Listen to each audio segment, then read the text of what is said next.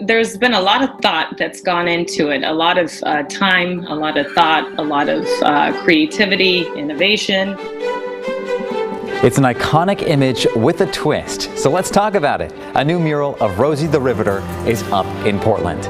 Hello and welcome to The Good Stuff. I'm Galen Etlin. Now that artwork is outside Italian restaurant Amalfi's, which has been around for more than 60 years. KGW photojournalist John Goodwin spoke with the owner about the inspiration behind this new mural. The message is loud and clear outside Amalfi's restaurant. On our tents, our outdoor tents, we have One Love all over them. We're all rocking One Love shirts, just trying to spread the love as much as possible to everybody. Several weeks ago, the parking lot was transformed into an outdoor seating area. Owner Kiana Floyd is the third generation of her family to run the show here. Tension levels are they're still too high, inside. It's just the safest way of doing things. But it hasn't been easy. So many things intersecting at Northeast 47th and Fremont.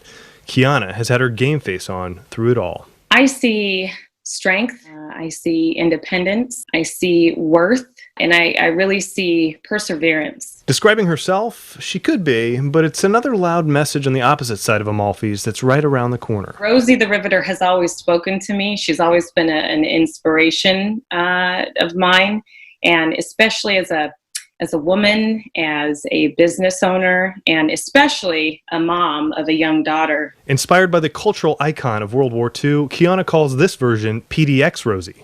Our version is really set in our community, hoping to uplift and elevate our community, to empower, women, young children. It's the work of local artist Edmund Holmes, known as Mundo, a portrait meant to alter the landscape. I think now more than ever, it's time to hold all of ourselves to a higher regard and to really show compassion and empathy to, our neighbors, to our friends, to people that we don't know. In this racial, social, and political climate, Kiana says PDX Rosie is meant to be a symbol of unity, a message of and, not or. And our intention is that she's just received with love and respect and just there to empower and elevate our community. As a Black woman, a business owner, a human, she says these months have triggered some difficult emotions, but she's rolling up her sleeves, offering some food for thought, and declaring one love. I just want to say thank you to all of our, the long-term Amalfi supporters out there. Also Portland, for really coming out and supporting Black-owned businesses right now. It has been incredibly heartfelt. It's a work of art, isn't it? Now, by the way, that mural was finished on June 19th or Juneteenth. That marks the day when the last slaves in Texas learned they were free a couple years after the Emancipation Proclamation. Now to a local nonprofit that's helping Oregon families impacted by the pandemic. A virtual diaper drive is going on right now. It's organized by the National Urban Housing and Economic Community Development Corporation. The money raised will provide free diapers and supplies to families in Multnomah, Clackamas, and Washington counties. Diapers are pretty expensive, so I'm sure every little bit helps.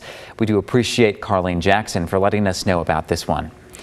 A Vancouver-based nonprofit has helped hundreds of families in developing countries by providing the essentials like food and medicine. And here's a look at some of the good work Forward Edge International is doing right now.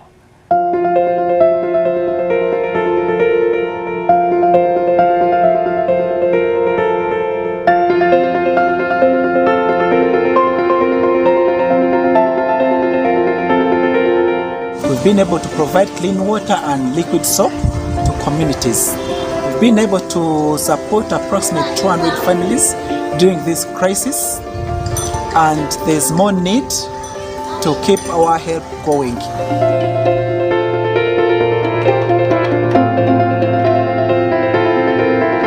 Nosotros como programa pues seguimos funcionando, nuestras chicas están desde el 16 de marzo prácticamente en cuarentena, no las hemos mandado a clase, estamos trabajando en línea y en los tiempos libres pues nuestras chicas han estado elaborando mascarillas de tela para compartir con los más necesitados, con la gente más vulnerable.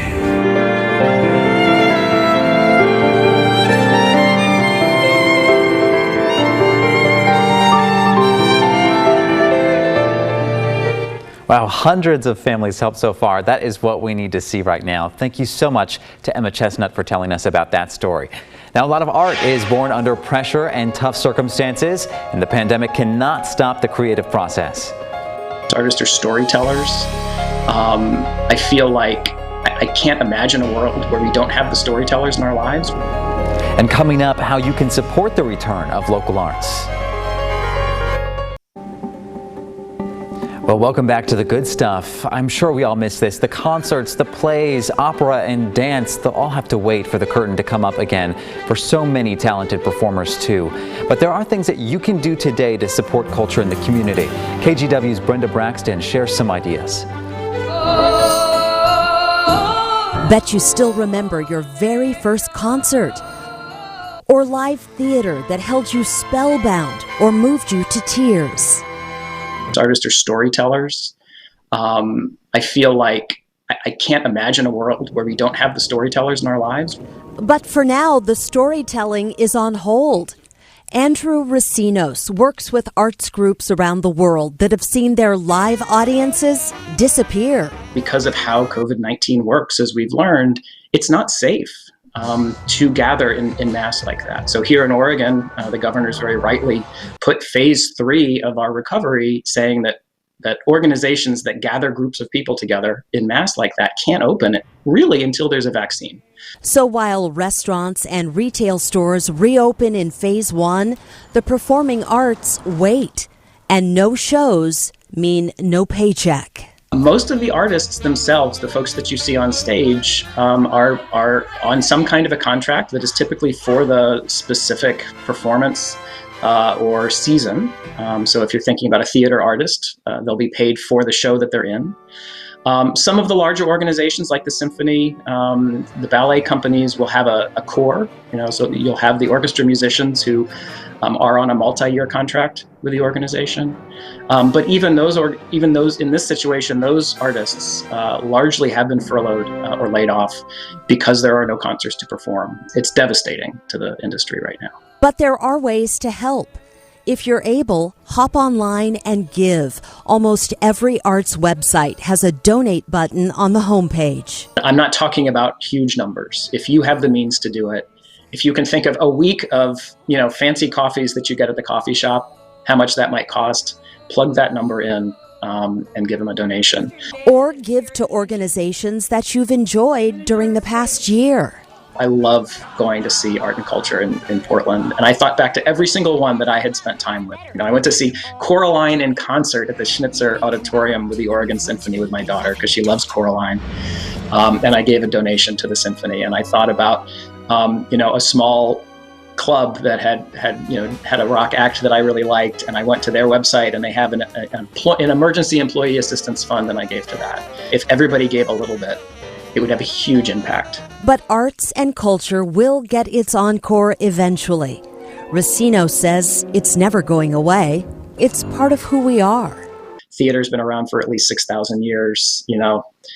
The only reason we know that humans had real thought 30,000 years ago is because they drew things on the side of cliff faces. And so we know that it's part of who we are as people. It's just the institutions and the people who are with us right now, your neighbors and the folks you see on the street who are struggling, that I just want to make sure that we're able to help support them in this time. Now, Brenda also spoke with Andrew about another challenge facing the arts community, how to include more diverse voices on stage and behind the scenes. So stay tuned. We'll dive into that topic tomorrow. You can also add visual artists to those anxious to share their work again. When we come back, we'll head to a Portland gallery open to visitors. This particular body of work, going on with the COVID and all this stuff that's come down, it's kind of forced you to go more inside yourself and kind of explore more, which kind of draws me more to the natural world. We are back with more good stuff. You'll soon be able to visit the Portland Art Museum. It will officially reopen next Thursday, July 16th, and admission is free for the first 4 days. If you plan to go, here's a few things to keep in mind. You'll have to buy a ticket online and secure a time slot. And once you're there, you'll have to wear a face mask and follow social distancing rules. And here's another option for art lovers. Frolic Gallery in Northwest Portland is open again, and our Cassidy Quinn has a look at its new exhibit. Frolic Gallery in Northwest Portland just reopened, and it already has 2 new shows on display. So I talked to the gallery owner and one of the artists on display to find out what we can all learn from viewing art right now. I call it the parsed thread. The paintings are animal portraits, and it's kind of a natural process for me. I do a lot of people and narrative pieces and animals. I've painted animals for a long time. This particular body of work, going on with the COVID and all this stuff that's come down, it's kind of forced you to go more inside yourself and kind of explore more, which kind of draws me more to the natural world. When we see, animals or nature, it makes us gives us a perspective. And if these paintings can at least, kind of realize how special this planet is, there's a lot of goodness out there. I kind of see galleries as visual libraries. They're really information. I think when you look at a piece of artwork, you're looking at information. And we're all people, we're all humans. So in that sense, it's a layer of one person's information, but it's all things that we can apply to. You might look at something and borrow that idea. And I think it's important. I think looking at art moves us forward. I want my gallery to be a welcoming space that people can come in and just look, and they don't have to ask questions. They don't have to answer questions from me. They can just come in and look. We welcome all, and it's free to walk into the gallery. And the beauty of it is that you can go and collect in your eyes and your mind the images that an artist makes. I think that in a time of cultural strife, art can bring us solace and inspiration. When you go in a gallery, you bring something new to that space. You bring a new way of looking at it. I think that's why the arts are kind of a visual scientists in that it's about exploring, it's about finding, it's about sharing things that, you're always seeking to find another way, outside of the box, so to speak. Frolic Gallery is open Monday through Saturdays right now, but it's best if you call ahead and make an appointment because they're only letting 4 people in at a time due to social distancing. However, you can also view most of the shows from home. Just go to frolicgallery.com and you can view the artwork right there. I'm always so impressed with painters. My mom one day just decided to pick up watercolor and then just happened to take over for the retiring instructor. She's that good at it. I do not have that talent, so I'm always impressed. But maybe you do have a talent for spotting some positive stories that we should share too. You can send photos or videos with the KGW app, and it's super easy. Just scroll down to the Good Stuff section and click Submit here. Fill out the form, upload a photo or video, tag the location, and watch for it here on KGW. Well, the Oregon Zoo reopens in just a few days, and Drew Carney checks out the changes and the animals. This is Desi. That is Buttercup. They've been here for a few years, but I don't recognize that young lady in the background. A behind-the-scenes tour is next. Well, a summer staple in Oregon is back this weekend, and it's going virtual for the first time. The Oregon Country Fair will have a video game feel to it, they say, and you'll be able to visit a 3D world with your own avatar and interact with other guests and vendors. The fair will also live stream music and entertainment. You can walk up to people and talk to them. You can actually hear each other talking to each other. As you get closer, you'll be louder, be able to hear each other more, just like in real life. The virtual fair runs Friday through Sunday, and you can check out more details online at OregonCountryFair.org. Well, the new addition at the Oregon Zoo could not be cuter. Red panda May recently had this new cub. It's about 2.5 weeks old. Mom and baby will spend a few months in the maternity den before the new cub can venture out. So it will be a while before visitors can see that cub. But the Oregon Zoo is reopening to everyone on Sunday, and our Drew Carney takes us behind the scenes for a look at what's changed.